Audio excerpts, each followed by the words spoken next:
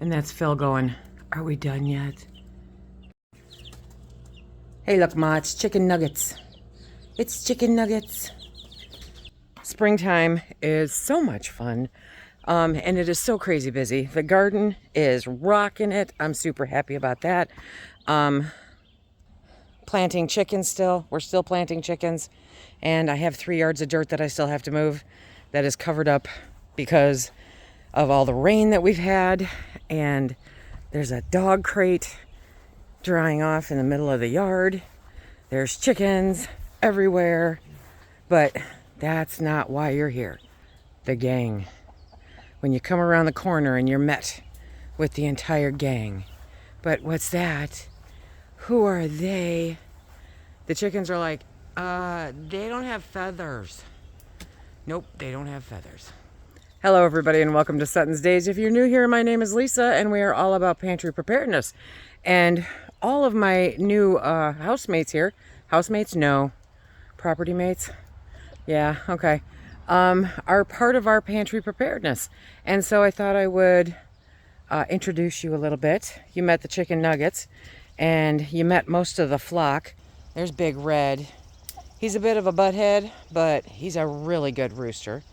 But the stars of the show today are our latest additions that just joined us. So I'm ducking tree limbs. Yeah, but let me show you. So this is Pork and Chop. They're like, I'm not too sure about her yet. I don't know about her yet. We just picked him up, got him home, got him in here. As you can tell by the picture, it was a bit of a poop show, but there's nothing wrong with him.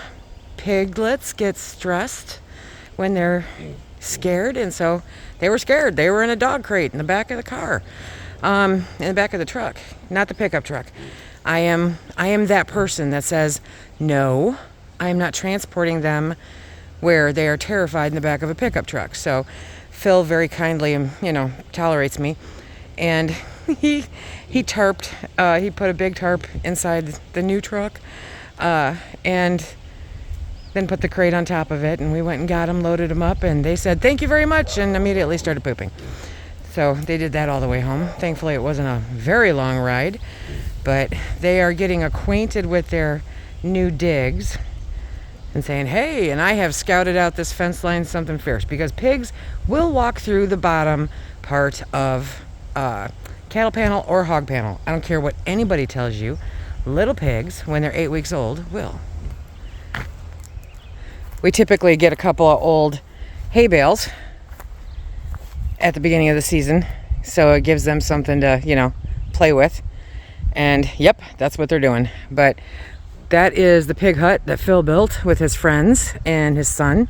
Started a couple of years ago, but as quite a few of you know, Phil got hurt last year, and so we didn't have pigs last year. And I missed having pigs, but it was not something that I could take on myself. So, on top of all the other stuff going on. So we didn't have pigs last year. And this is the first time that I can remember us, in all the years we've done pigs, ever having only 2. Oh, good. I've been trying to get them over to that side because that's where the food is. And if they can smell it, they will get it. Pigs. This pig pen is pretty big. And we've had up to a dozen in here. And they had more than enough room to cause chaos and mayhem. So these 2 are going to live in the life of luxury. All kinds of space, all kinds of room. They're going to have a great time. I put some food in a bowl for them because they're so little I wasn't convinced they could get into the feeder. Yeah, that's me. That's the kind of horrible person I am, raising animals. But I try to make it as good as I can for them in all ways possible. They're so cute. If I go over there, they'll just run again. So if you need me, I'm pretty much going to be camped out outside the pig pen watching the babies, because it's better than any TV show that you have ever seen in your life, okay? These guys are a riot. The chickens are like, they don't have feathers. What are they doing here? Sorry, guys. So they're all going to get acquainted. Literally, the chickens are just sitting there watching them. They're like, I don't know about this. So we've been raising our own pork now for 10 years. and thoroughly enjoying most of it. When pigs get out, it's no fun. When piglets get out, it's even less fun. But sometimes stuff happens. But I work really hard to try to ensure that it doesn't. What was that? And I think that we will be okay this year. Cross your fingers. Cross your fingers. So this is why we've been so busy. Getting the pig pen ready for the new additions. The chicks hatching out. The chickens being chickens. The garden being a garden. And we've been pretty busy around these parts. But this is all part of our pantry preparedness. Now, if you've got a little bit of property and the correct zoning, you too can raise pigs. Yes, you can. You don't need acres and acres, okay? They are a wonderful animal. The turnaround is pretty quick. We already have our processing date. We had to start doing that. I booked our processing date last summer for this year because that's how far after COVID everything started getting booked out. So these two are with us until the end of October, and then they will go to freezer camp. But between now and then, they're going to live the best lives that pigs have ever lived. They're going to have a great time, and that's our responsibility to make sure that they're happy and they're healthy and having a great life. And I take that kind of seriously. The same thing with the chickens, the same thing with the chicks. The chicks are in their pen in the garage right now. Eventually, as they get a little bit bigger, I will move them out to the barn, and then in about 2 months, yeah, it's gonna be a long summer. In about 2 months, I'll try to incorporate them into the flock and see how that goes. But these are eggs that we hatched out from this crew. So it'll be fun to see what they turn out like, because these are all pure Brahmas with their feathery feet. Dark Brahmas, white Brahmas. I'm sorry, dark Brahmas, light Brahmas, and buff Brahmas are the red ones.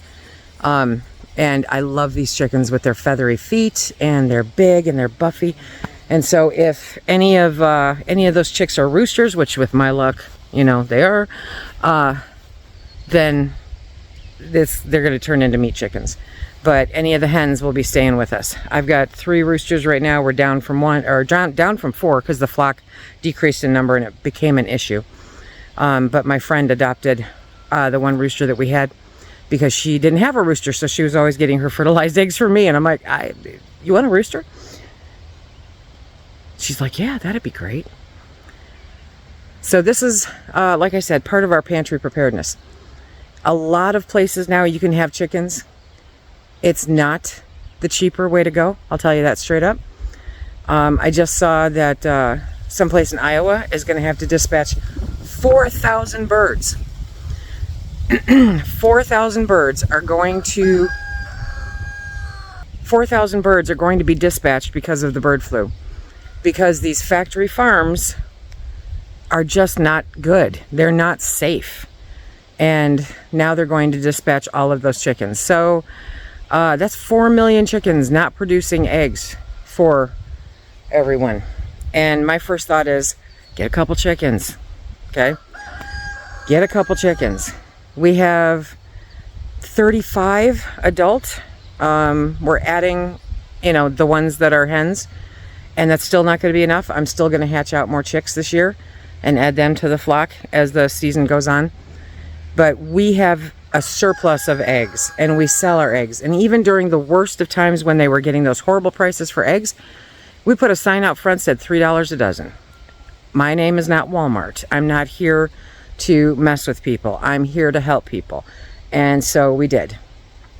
And it was, we heard constantly how helpful it was to not have to pay that outrageous price for eggs. Eggs are going to go up again. Yes, it is.